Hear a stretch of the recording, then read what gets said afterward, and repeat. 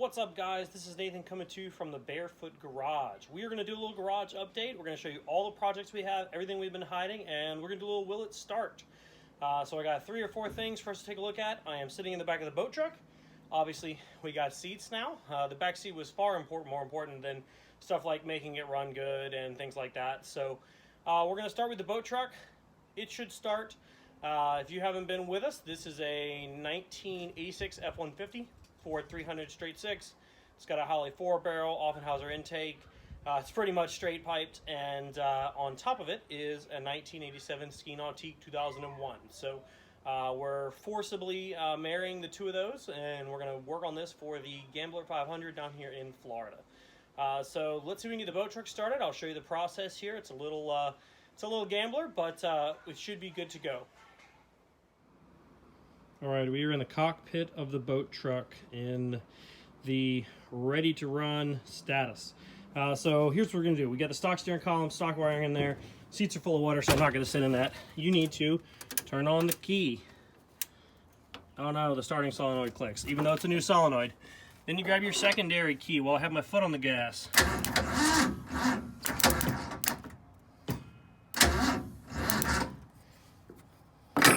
Apparently that's not going to go well. I think the ground is not tight enough on the battery here. Tighten that jerker up just a little bit. And I hope that that will do it for us. Hopefully that's the case. Hold on, let's get that battery terminal tightened and we'll try again. All right, we're back with the boat truck. I've tightened the battery terminal, but something doesn't seem happy. Either we got water in the engine or the battery's not charged up or whatever. So I'll show you what's going on here. Go ahead and turn on the key most of the way. Grab your handy dandy secondary key.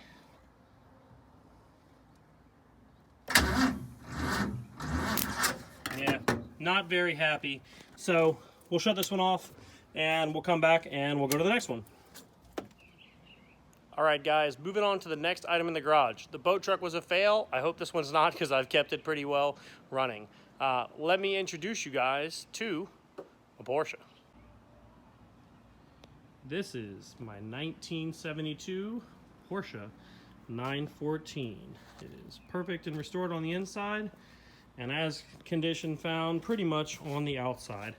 I've had this car about 2-3 years, and it's got some really cool history. I'll probably get its own video eventually here, but it has the 2-liter 4-cylinder from a 73 with a better transmission.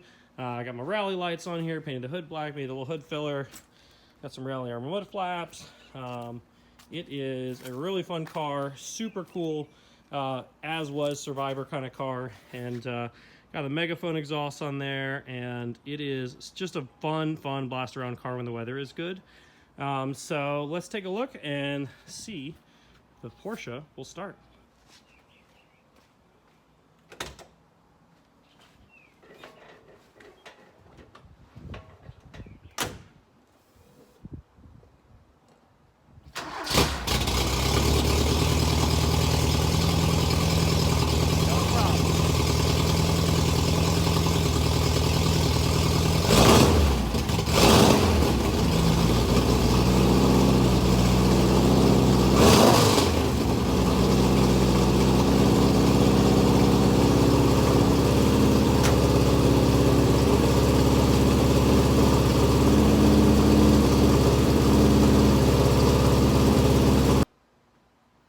All right, for those of you keeping score, boat truck, fail. Porsche, success. Now we're on to the next thing, and I'm gonna go inside the garage and show you guys some of my bikes. All right, this is a 2016 Husqvarna 701 Supermoto. I've bought this bike about 1.5 years ago. Sold 2 of my bikes. I had a V-Strom 650 and an XR 400 to get this, and kind of combined the best of both worlds, V-Strom horsepower with XR 400 weight, and a much more modern bike. I went with the Supermoto because, to be honest with myself, that's where I'm going to ride it the most. I'm not doing as much dirt or adventure riding as I used to, and so the Supermoto does well. I'm ashamed to admit I bought this bike in October of 18, and I haven't even changed the oil in it. So this thing needs full maintenance, brake fluid flush, oil filter change, and I would love to get into some aftermarket parts, maybe Power Commander, put a Rottweiler intake, something like that on it. So other than seat concept seat and a couple of little mirror ends and a tail tidy, this thing is totally stock. It stays on the tender and comes out for good weather and when I want to hoon around or when something else is broken. So it should start right up, fingers crossed.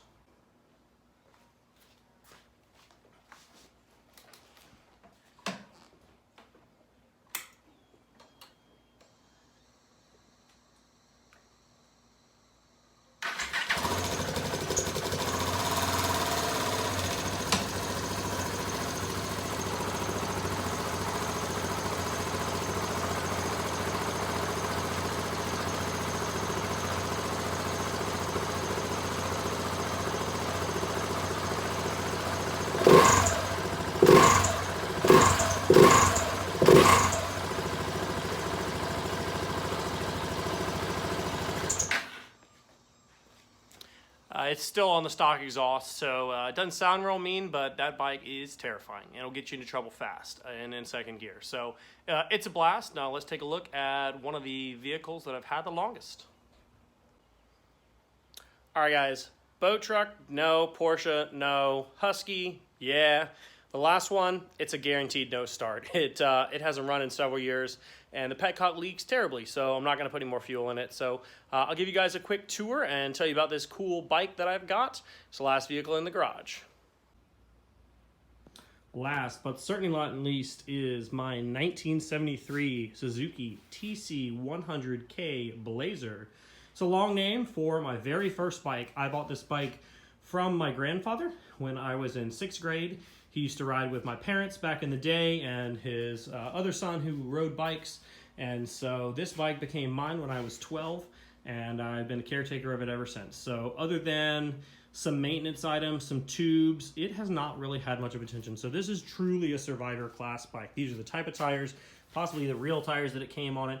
It is still 6-volt. It is still oil injected. I have the air cleaner. I have the toolkit. I have everything that came with the bike, showing a little over 6,000 miles, which is pretty believable for a bike of this age and this size. It's not a screamer. It is not meant for long distance or long rides. One of the coolest things about this bike is the high-low range gearbox. They call it a 4x2. So if you have it done in low range, which is where I've got it now, it is basically like a tractor. 4th gear in this bike pulls maybe 20 miles an hour. But all you do is reach down with your foot, pull the clutch in, give it a bump, and you're in high range. And you can run it up to 50, 55. I try not to run it that high since it's a 2-stroke. So pretty cool bike, something that will be in my family. No intentions of selling it, but it needs a freshen up. So if this is something cool that you guys would like to see, I've been considering, taking the pipe off, giving it a clean, throw a fresh top end on it, rebuild the carburetor, make sure the oil injection is right, throw some fresh rubber on it, maybe recover the seat. Just some minor stuff to keep it running. It is legal. I have a title. It is plated. This is technically an enduro bike, so it's got lights, even though they're 6-volt. Maybe we can find a 6-volt LED or something. Nice wide bars, super comfy seat. It's got pegs for 2, so cool little runaround bike. Way cooler than your regular scooter or Vespa. So that is our last vehicle in the garage today, and unfortunately, it's a no-go. So we are 2 for 4 starting in the garage. Last thing I'll show you guys. This is our car trailer. I bought this a little while back. It's got a bunch of metal I've added to it because I bought it and made it wider, specifically to pick up the F-150 for the boat truck. So it needs some work. It's got lights on it. It doesn't have a winch. The ramps are way too short because they're for my 4-wheeler, which I sold. So it needs a little work here. We'll probably do this from time to time, but really this is just to haul our junk home. So cool little trailer. It's got mobile home axles, unfortunately, so I'm working on a hub conversion kit to put some modern conventional tires on it that are actually DOT legal. So that's it for the garage update. We've got 2 out of 4 things that started, a trailer that doesn't need to start, and we will work on the rest of those. The boat truck's a little concerning to me. The bike, not concerning at all. I knew it wouldn't start. I haven't even tried to start it, so I know it's not gonna go. So we gotta get the boat truck started so we can get the Porsche out. We're gonna try and take the Porsche for a cruise tomorrow night and get it out while the weather is nice down here in Florida. And we will check back in with you guys soon as a garage update. If we get new projects or cool things, we will let you know. Stay tuned.